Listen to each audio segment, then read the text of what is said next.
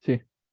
Bien, entonces lo que queremos hacer ahora es, ayer estuvimos viendo al alambre, lo consideramos finito, hicimos cuentas, lo consideramos infinito y lo tratamos como, o sea, consideramos infinito pensando que nos acercábamos mucho al alambre, que el alambre era largo, que no estábamos cerca de los bordes, entonces podíamos usar Gauss y determinamos el campo eléctrico ahí. Bueno, ahora estamos interesados en analizarlo más como un conductor, así que ahora al alambre le vamos a dar un radio A. ¿Sí? Entonces, ahora nuestra distribución de cargas negativas que están en el centro están en un alambre de radio A y se encuentra rodeado por un casquete cilíndrico conductor que tiene radio interior B y radio exterior C. Y una carga de 12 microcoulombios en total ese casquete. Entonces, la primera cosa que tenemos que preguntarnos si queremos resolver el problema es cómo se distribuyen las cargas ahí. Entonces, pensemos, analicemos primero el alambre, porque si queremos calcular el campo después nos va a servir. El alambre es metálico, bien, entonces las cargas van a ir a su superficie exterior. ¿Te acuerdan que nosotros teníamos que pedir que el campo eléctrico dentro de un conductor tiene que ser cero? En consecuencia, las cargas se ubican en las superficies.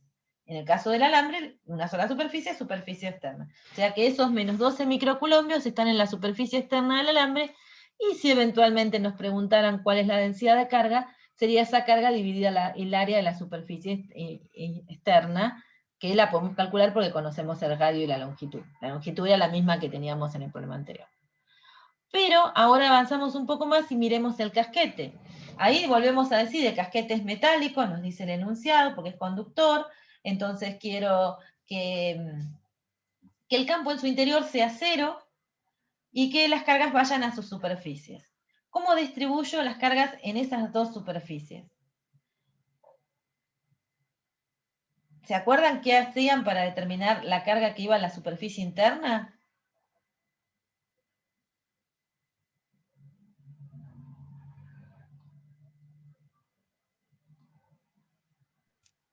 O sea, yo lo miraba a ojo y, o sea, como el cilindro es conductor, el cilindro por fuera es conductor y la carga es de 12 y el radio, la carga del alambre es menos 12, como que esas cargas van a estar de la superficie interna contra la superficie externa y de la superficie externa contra la superficie interna. Como que... Me perdí. No sé cómo explicarlo. En la superficie interna, ¿cuánto pondrías? ¿De carga? Sí, en el cilindro. En la superficie interna del cilindro va 12 para mí. Va 12. ¿Y en la superficie externa qué va? Te queda 0. 0. Claro, eso es correcto. Eso, espera a ver si aparece, tenemos suerte y aparece. Uy. Está bien. Pero antes, eso porque adentro tenés la misma carga con signo opuesto. Claro, y eso es para cumplir la condición de que en el interior del casquete el campo eléctrico sea cero. Vos pones una gaussiana que tenga la forma del casquete, pero entre los radios A y B, perdón, B y C, de modo de que estés dentro del conductor, y vos le pedís que el campo sea cero. Entonces la integral al lado de la integral de Gauss te da cero porque estás diciendo que el campo es cero. Entonces del otro lado te dice que la carga que está encerrando esa gaussiana tiene que ser cero porque del lado de la integral me dio cero. Entonces ahí llegas a la conclusión que la gaussiana está encerrando la carga que está en la superficie interna del conductor más la carga que está en el alambre. Entonces la suma de las dos te tiene que dar cero. Y por eso tenés que ubicar 12 en la superficie interna. Y bueno, en la superficie externa va lo que sobra, ¿no? O lo que falte. Entonces, como originalmente el casquete tenía 12, la carga total era 12, y eso es la suma de la superficie interna más la externa, como la interna ya se quedó con los 12, la externa se queda con 0. Así que el análisis está bien. ¿Pudieron seguir esto, chicos? Sí, sí. Bien, entonces ahora vamos para hallar el campo eléctrico en todo el espacio. Y ahí yo se los puse de una, ¿bien? Porque vamos a analizar qué hice. Primero, para R menor que A dijimos que tiene que ser 0. ¿Estamos de acuerdo? Porque estamos dentro de un conductor. Y para R mayor que B, supónganse hasta C, tiene que ser 0. Si yo pongo una gaussiana mayor que el cilindro, respetando la simetría cilíndrica, al no englobar carga, esa integral de flujo me da 0. Y eso me lleva a la conclusión de que fuera del cilindro también me tiene que dar 0 el campo. ¿Esto lo ven todos? Yo sí. Sí, perfecto. Bueno, entonces nos queda dentro. La única región que tiene campo está dentro. Entonces va la gaussiana, que debería aparecer y no apareció. Vaya a saber dónde está. No va a aparecer 3 minutos después. Estaré en la... Bueno, va la gaussiana, acá, cilíndrica de radio menor, y lo que tenemos que concentrarnos es ver cómo es el campo. ¿Se acuerdan que empezamos a decir que es radial? Eso es...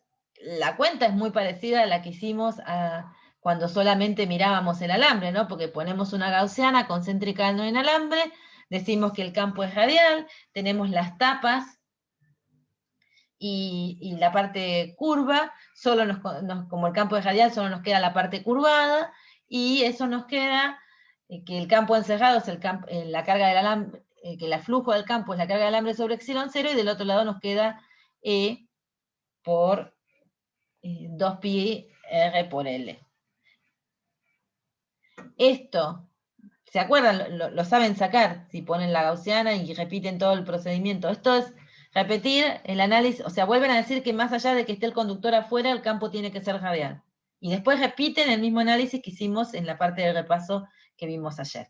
Entonces, ahora lo que pasa es que no tenemos una única expresión del campo, sino que tenemos un campo cero hasta que llegamos al borde del alambre, un campo distinto de cero entre el radio del alambre, entre A y el radio interno del conductor, del casquete conductor, y después da cero todo para afuera. Básicamente porque no tengo carga neta cuando encierro toda la superficie, porque tengo simetría cilíndrica. Bueno, eso lo pudieron seguir. No hay problema. Sí. Perfecto. Entonces, vamos por la diferencia de potencial entre los conductores. Bien, acá no estoy tan preocupada. Este problema, ayer creo que había una de las chicas que estaba súper preocupada. Este problema, si empezamos a analizar el potencial en forma absoluta, es complicado, ¿no? Porque primero hay que decir dónde está el cero, después empezar a decir, bueno, el potencial es continuo en la superficie externa del alambre, del cilindro conductor, así que lo que me dé del potencial de afuera me tiene que dar lo mismo acá. Pero bueno, tiene una ventaja de que como el campo es cero desde afuera hasta la superficie interna del casquete, bueno, le pueden poner al casquete potencial cero y arrancan de ahí para atrás. Y no habría problema con las expresiones, digamos, no hay nada que le diverja. Entonces dicen, bueno, el casquete tiene potencial cero, entonces el cero está todo el casquete tiene ese potencial, así que cuando vengo a calcular el potencial en esta superficie, integrando esta expresión, la referencia sería 0 en el B. Y a partir de ahí siguen para adentro, pero después tienen que hacer una referencia nueva para decir que el potencial dentro del alambre es exactamente el mismo que tenía en la superficie, porque el alambre ese también es un volumen equipotencial, pero bueno, uno se arma un poquito más de ruido. Pero acá nos piden la diferencia de potencial, eso es mucho más fácil, porque simplemente tengo que ver entre qué puntos me lo piden y ver si tengo que calcular una o varias integrales o qué es lo que va a hacer. Cómo cambia la expresión del campo en los distintos tramos.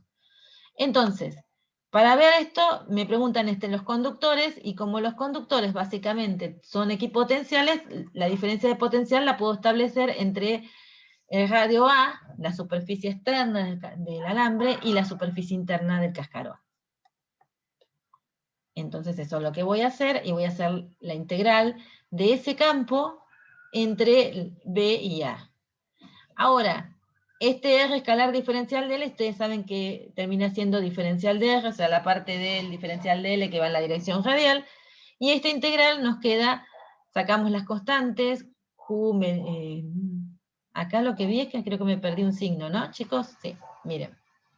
Q del alambre sobre 2pi L, acá perdí un signo, chicos. Logaritmo de B sobre A, ahí se los acomodo. Sí, cada uno, ¿no? Claro, sí, el menos de la definición. Porque todavía, fíjense que la carga del alambre es negativa, pero yo no la reemplacé. en principio. Así que la expresión es así. Después si yo voy y reemplazo No, claro, la carga, si voy y reemplazo la carga del alambre, esa diferencia de potencial me va a terminar dando positiva. Bien. Que está en acuerdo con esto de que el campo en el interior, nos da negativo, porque de vuelta, si yo reemplazo la carga del alambre acá, esto me da negativo. ¿Sí? Profe, una consulta. Ahí estás tomando como referencia el A, digamos, o sea, la superficie No externa estoy del tomando alambre. referencia. Estoy calculando derecho viejo. Ay, qué difícil escribir con un mouse. No, porque estás tomando la diferencia, entonces, donde pongas la referencia se te cancela. Claro. Ah, ok, está bien, está bien. No, si te tomas las diferencias, olvídate de las referencias, no importan. Bien. Eso O es sea, la referencia sería solo para cuando a mí me piden el potencial dependiendo de R, por ejemplo, para claro, un punto cualquiera. el potencial en función de R. Ahí sí tenés que empezar a tomar referencias. Ok, buenísimo, ya está, ahí me quedó claro entonces la duda que tenía ya. Listo, listo. Era eso. Esa Sí, duda. que en definitiva, yo lo veo así. En definitiva, estás tomando una diferencia de potencial entre el punto de referencia y el punto que Claro. estás calculando.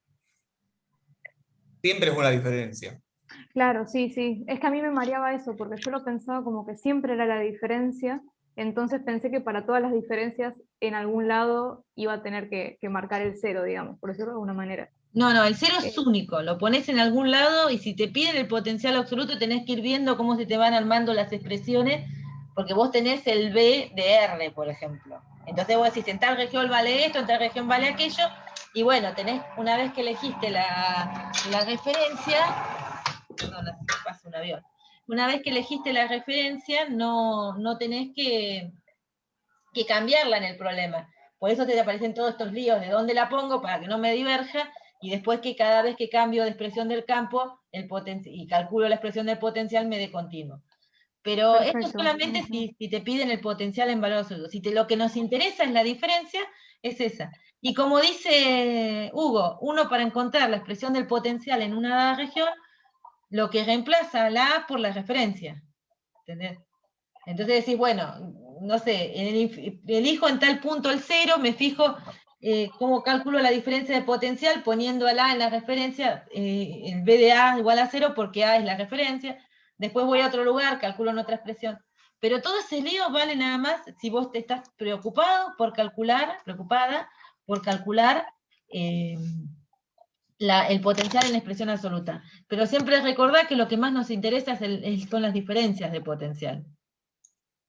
Bárbaro, genial, genial, buenísimo. Quería Súper arreglar claro. algo acá y no saben lo que es. No, yo hago la analogía siempre con la diferencia potencial gravitatoria de física 1. Claro. Si pones el 0 en la mesa o si pones el 0 en el suelo. Bueno, te da una altura distinta y un valor distinto. Pero cuando hagas la resta para calcular el delta de energía cinética, por ejemplo, o la energía mecánica, te da el mismo resultado. Claro, claro, está. Ok, listo, me quedó súper, súper claro entonces.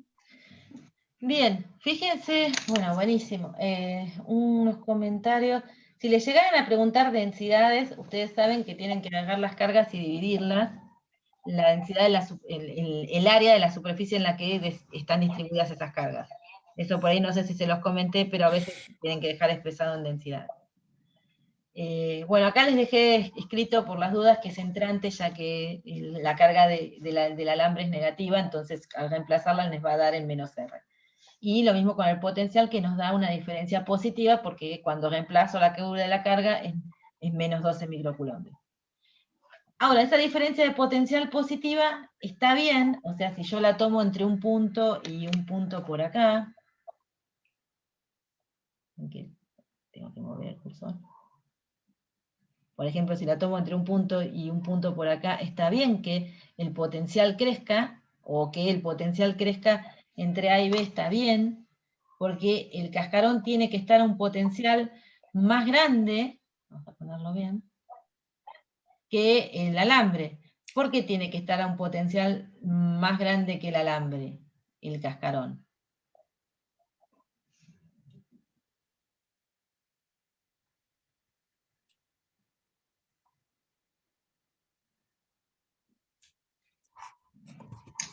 ¿Por qué la diferencia de potencial me tiene que dar positiva cuando voy del alambre al cascarón?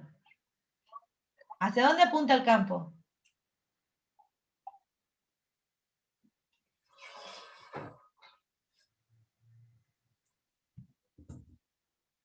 Se viene el agua. ¿Para adentro no apunta el campo? Claro, para adentro apunta el campo, ¿no? Porque está en Claro. negativo. Entonces, como el campo De apunta para positivo a adentro, negativo. está bien que la diferencia de potencial entre un punto que está más hacia adentro y un punto que está más hacia afuera sea positiva. Porque el potencial crece en la dirección contraria al campo. ¿Sí? Así que ahí uno se verifica que la cuenta estaba bien hecha, más allá de todas las letras que tengamos acá. ¿Cuál es la capacidad de este arreglo de conductores? ¿Cómo calcularían la capacidad? Básicamente uno va con la definición, ¿no? Es la carga sobre la diferencia de potencial. Tengo la diferencia de potencial entre los dos conductores y la tengo expresada en función de la carga que tienen esos conductores. ¿Estamos de acuerdo? Porque Q del alambre es la carga que tiene el conductor almacenada el conductor interno y Q interno es la carga que tiene el externo y son iguales cambiadas a seno. Así que tengo la carga almacenada. Así que eso me quedaría la Q almacenada, que uno la toma en valor absoluto, sobre el valor absoluto del campo magnético. Sobre el valor absoluto de la diferencia de potencial. Y uno acomoda la expresión y obtiene una expresión para la capacidad de ese arreglo de capacitores. ¿Acá lo pudieron seguir, chicos? Sí, se entendió bien. Bien. Y acá nos podemos preguntar, ¿esa capacidad depende del espesor del conductor externo?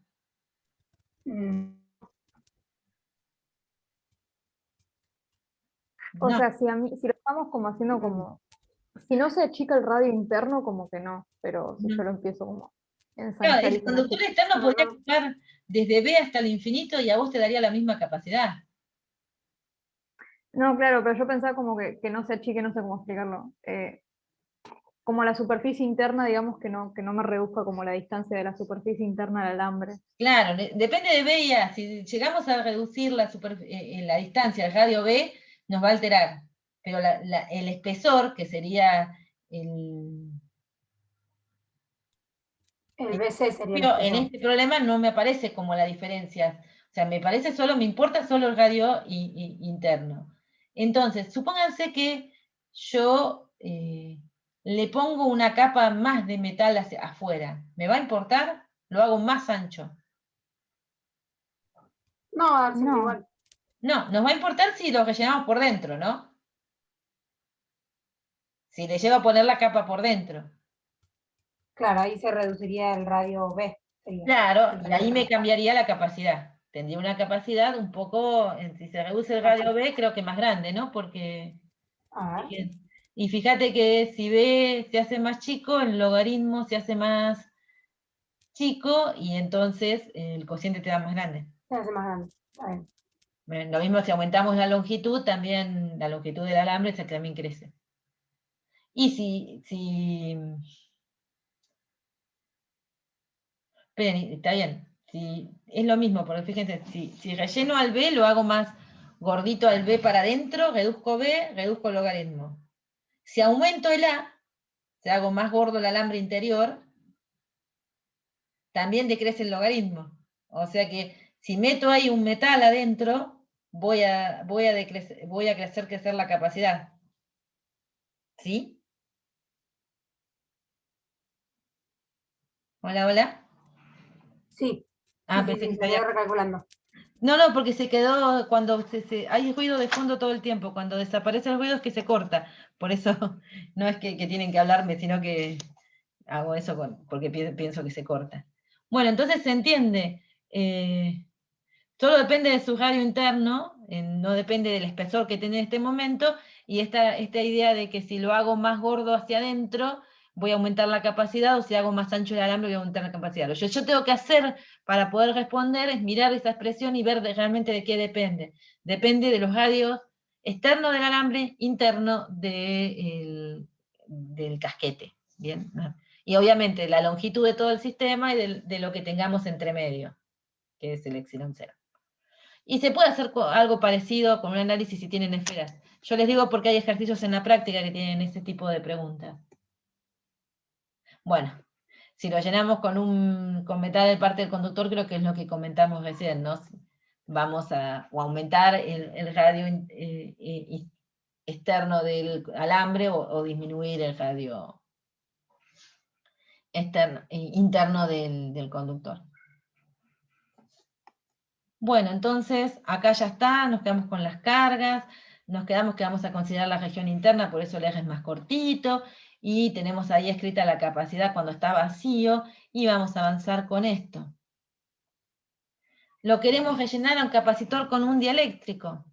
Entonces, estos son media docena de los ejercicios que están en la práctica, ¿no? Rellenados con dieléctricos.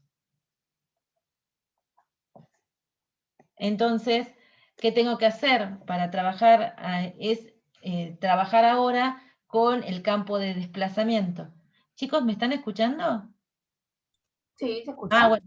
No, que se escucha, se siente tan bien que me sorprende. ¿Entiendes?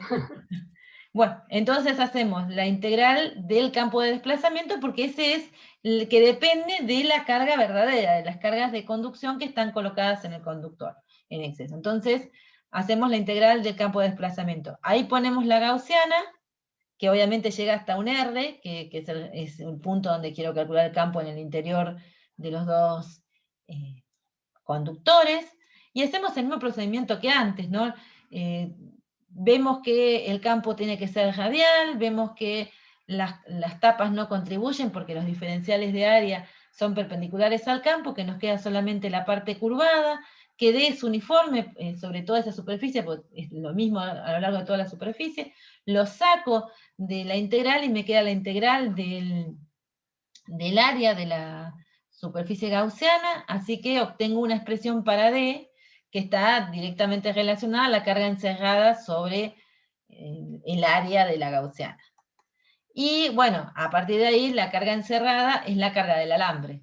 Así que acá tengo una expresión para D que tiene analogías, ¿no? Porque yo empiezo a decir, bueno, si estoy en R menor que A, la carga encerrada es 0, así que para R menor que A el campo es 0.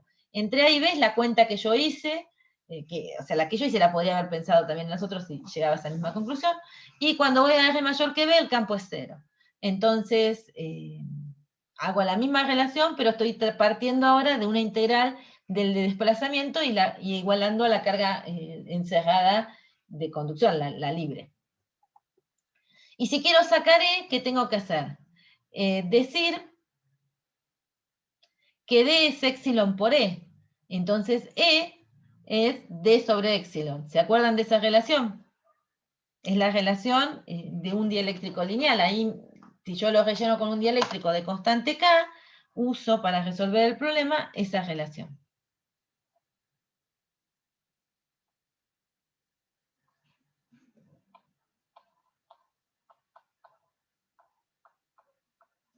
Entonces, las expresiones que tienen a la izquierda del campo eléctrico están pensando en aplicar eso de epsilon. Acá ustedes pueden llevar esta expresión a trabajarla con K, simplemente recordando que epsilon lo pueden sobre epsilon 0, perdón, epsilon. Sobre epsilon 0 es K. Bien, entonces pueden reemplazar epsilon como K por epsilon 0, que es lo que puede aparecer en algún libro. Bueno, y si le preguntaban el campo de polarización, simplemente ya conocen D y E y tienen una relación entre los dos campos, pueden despejar el campo de polarización sin ningún problema. ¿Cuál es la diferencia de potencial entre los conductores? Profe, perdón, ¿por qué pusiste D igual a epsilon por E y abajo epsilon 0? No, porque el otro es epsilon sobre epsilon 0. No es una E. Mirá, me quedó horrible. Ah, bien. No es el campo eléctrico lo que está ahí. Me quedó horrible el dibujo, para ver si la puedo escribir. La tableta no me ayuda. Tampoco era que era mucho mejor cuando escribía en el pizarrón, ¿no es cierto, Rosana? Pero ahí, qué sé yo, tenía la ayuda de Flavia. Uy, Dios. Mi hija dice poner el cursor en el medio y, mira, y la maldita tableta se mueve para donde quiere. Mi hija es la dueña de la tableta y la que me la prestó. Bien, ahí la tenemos.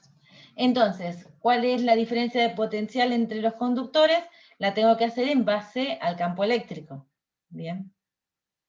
Acá lo rellené al dieléctrico, pero no...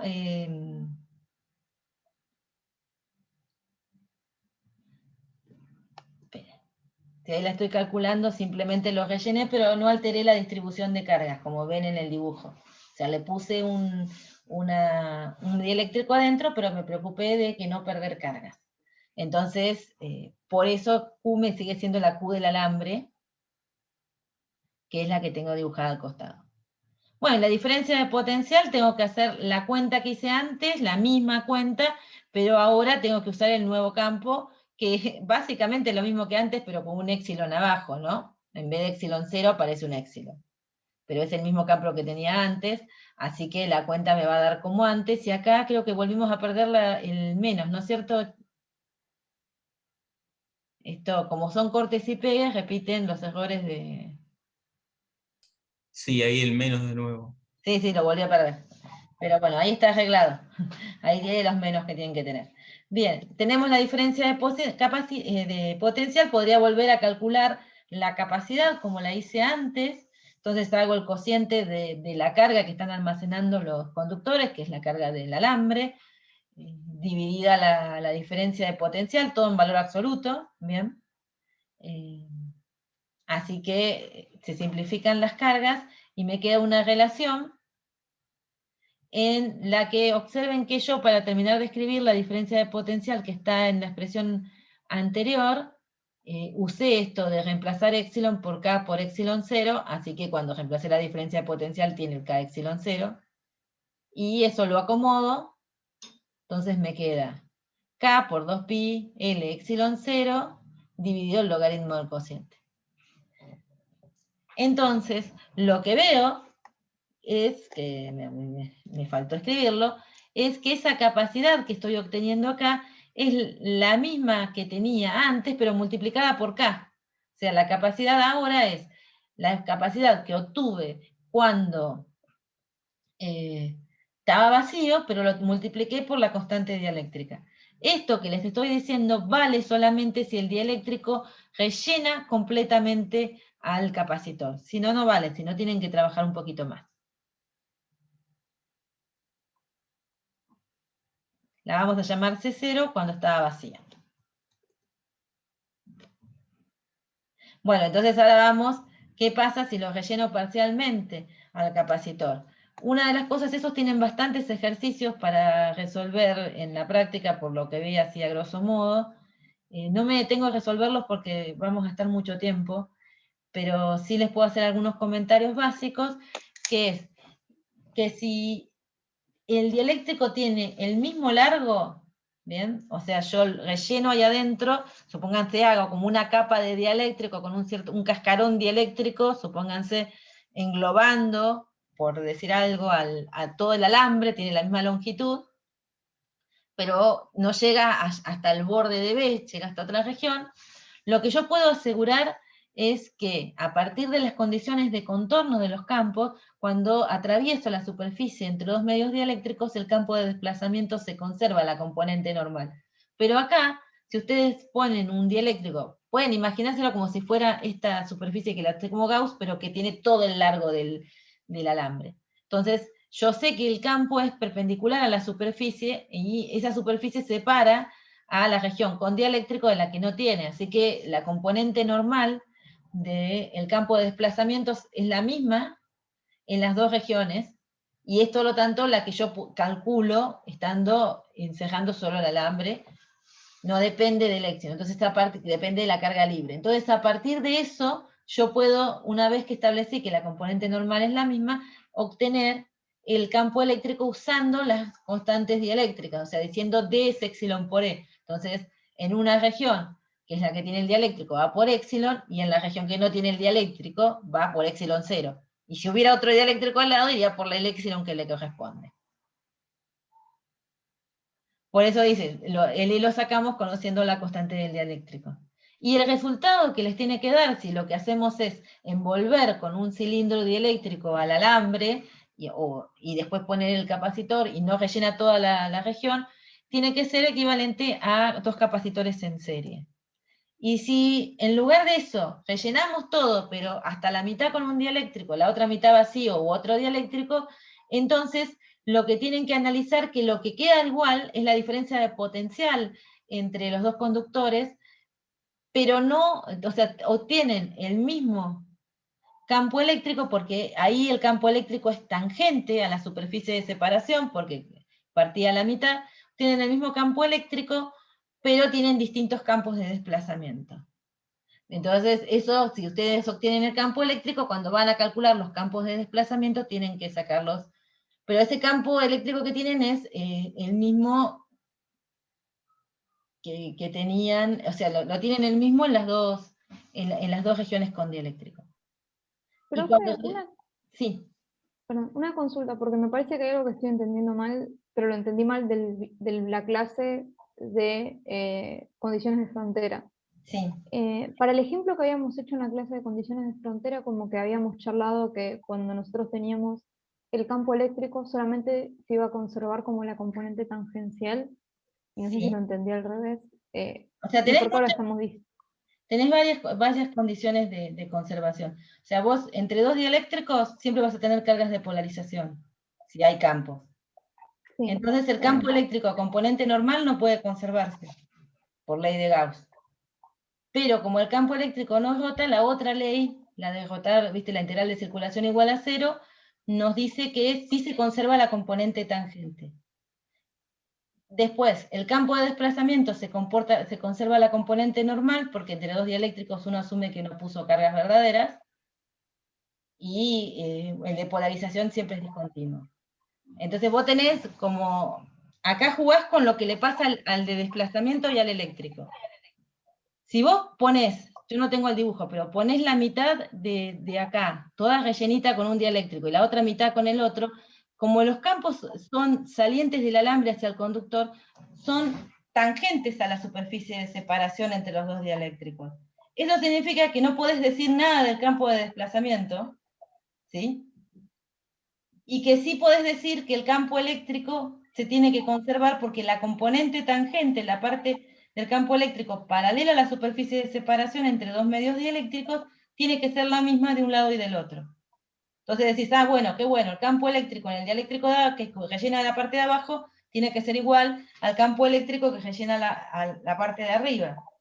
Entonces, si los campos eléctricos son iguales y hay dieléctricos distintos con distintas constantes, entonces me va a terminar quedando que los campos de desplazamiento son distintos.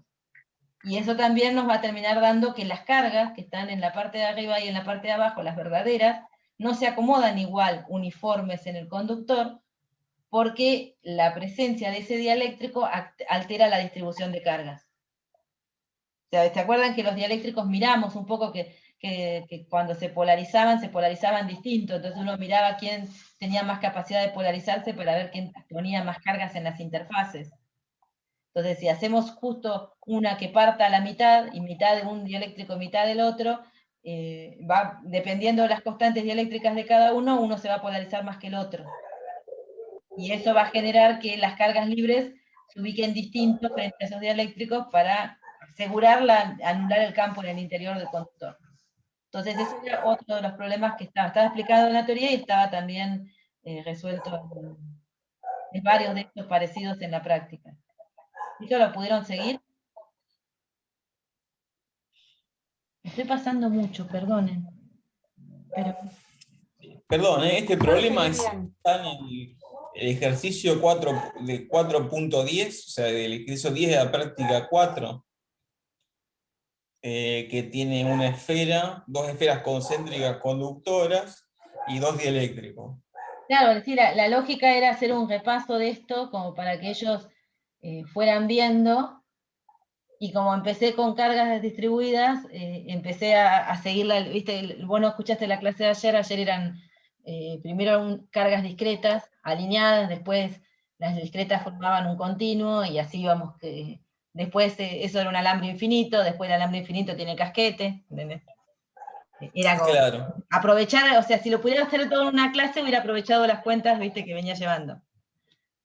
Sí. Pero sí, Bueno, pero ese problema que vos decías de poner un dieléctrico epsilon 1 con un cierto radio y otro epsilon 2 que después llega hasta el conductor de afuera, es el mismo o parecido al 410, claro, claro.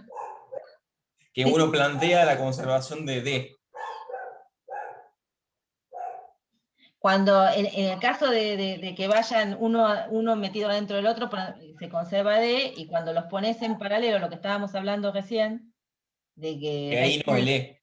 L, se conserva el campo eléctrico. Claro, tenés que mirar cómo es la superficie de separación respecto a la dirección de los campos, para decidir quién se conserva.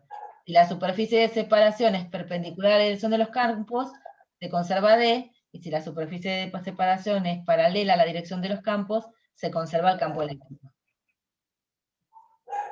Y nos queda una cosa más que está en esa guía de capacitores, están muertos, ya lo sé, calma, calma, es qué pasa si cuando estamos rellenando no desconectamos la batería. O sea, si acá lo cargamos, obviamente esas cargas ahí llegaron de alguna manera, uno sabe que para cargar esas cosas tuvo que poner una batería.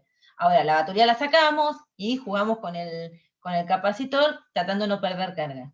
Ahora lo que hacemos es no sacar la batería, le metemos los dieléctricos sin sacar la batería, que esos eran los otros casos. Entonces, ¿qué hacemos? Eso también tienen un montón de problemas en la práctica, y yo lo expliqué en la teoría. Nos podemos preguntar por la capacidad, y básicamente podríamos hacer la cuenta, si quisiéramos, de vuelta, y dejar escrito esa Q' como la carga que tendrían que tener los dos conductores, que ahora no la sabemos en realidad. Ahora sabemos que seguramente van a reubicar las cargas como pusimos, pero que van a alterarse esas cargas, que no van a ser la carga Q inicial, sino que va a tener algún otro valor. Pero en principio, cuando voy a calcular la capacidad, como es independiente exactamente de la carga, entonces hago la cuenta y me da la misma capacidad que había obtenido cuando estaba rellenando con un dieléctrico sin perder carga. Y eso tiene que ver con eso que yo les dije al principio. Cuando ustedes ven un capacitor y miran su capacidad, la capacidad no dice, pero tenga cuidado, no descuente la batería, porque si no la capacidad se varía. No, la capacidad depende de las propiedades del capacitor, y no importa cómo la conectamos o el procedimiento que hagamos. Es algo intrínseco de la configuración de conductores y materiales que utilizamos para hacerlo. Entonces, si yo quiero sacar la diferencia de potencial, ¿cuál es la diferencia de potencial entre los conductores? Es la que yo tenía antes, es la diferencia de potencial que tenía, la que calculé al principio cuando lo tenía vacío. Bien, por eso tengo un delta B vacío y traje acá la cuenta que había hecho. Entonces es la misma. Entonces, si tengo la diferencia de potencial y tengo la capacidad, puedo sacar la nueva carga que va a tener el capacitor. Esa carga que la batería llevó a las superficies de los conductores para asegurar mantener la diferencia de potencial mientras uno le metía al capacitor el dieléctrico. Y bueno, ahí la sacamos, que esa carga aumentó en K. Nos pueden volver a preguntar los campos, y ahí nos encontramos... Profe, Sí, perdón, te freno. ¿Le falta el menos ahí también en el delta B? y seguro, sí, de una. Bien. Sí, vengo con el... Bien, bien, Esto bien. lo van a encontrar en todos, me parece, porque... No pasa nada, es para saberlo nomás. Sí, no, y por los demás, porque por ahí lo miran después y... Ahí está, tenemos el menos. Bueno, y ven, fíjense que la carga aumentó en K, entonces yo quiero ir a calcular el campo, yo puedo hacer todo el mismo procedimiento, porque yo ya sé la carga que tiene ahora el campo, yo sé el campo que tendría que tener dentro de ese material por tener un dieléctrico. Eso lo calculé hace un rato, lo conozco a ese campo, pero ahora yo lo que podría hacer es poner la carga que le corresponde. ¿Sí? También puedo ir a calcular el D si quiero. Bueno, ahí estoy simplificando los K para que vean que me da la misma campo que yo tenía en el vacío.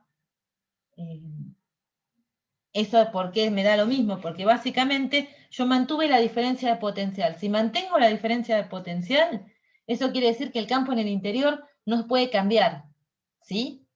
Entonces, si yo meto el dieléctrico manteniendo la diferencia de potencial, estoy obligando a que no cambie la diferencia potencial, no cambie el campo en el interior. El campo eléctrico no puede cambiar porque es directamente relacionado con la diferencia de potencial. Así que si yo repitiera la cuenta para calcular cuánto me da el campo en un capacitor con estas características, hiciera todas las mismas cuentas, terminaría viendo que ese campo me da dividido K por epsilon 0, ¿se acuerdan? Me da dividido por epsilon, pero ahora eso lo reemplazo como K por epsilon 0, pero cuando reemplazo la carga que ahora tiene el capacitor, producto de cómo hice el procedimiento para meter al dieléctrico, veo que los K se me van, y me queda lo que dije, el campo es el mismo que tenía cuando estaba en el vacío, porque no permití que cambiara, porque no permití la variación del potencial. Obviamente me va a cambiar el campo de desplazamiento, y ahí uso la relación de ese epsilon por E para poder calcular el campo de desplazamiento, o sea que multiplico al E por el epsilon, entonces me queda epsilon sobre epsilon 0, de ahí sale esta K. Y bueno, donde eran 0 los campos, eran 0 los campos, ahí no va a cambiar. Y bueno, si me piden el vector polarización, uno lo puede calcular, y se acabó. ¡Oh, cómo corrí! 20 minutos, perdónenme, repasé. No sé. pasa nada, es para nosotros esto, así que Sí, era por no había ustedes, apuro. pero bueno, no quería sacar esto. Quería que ayudarlos en lo más posible.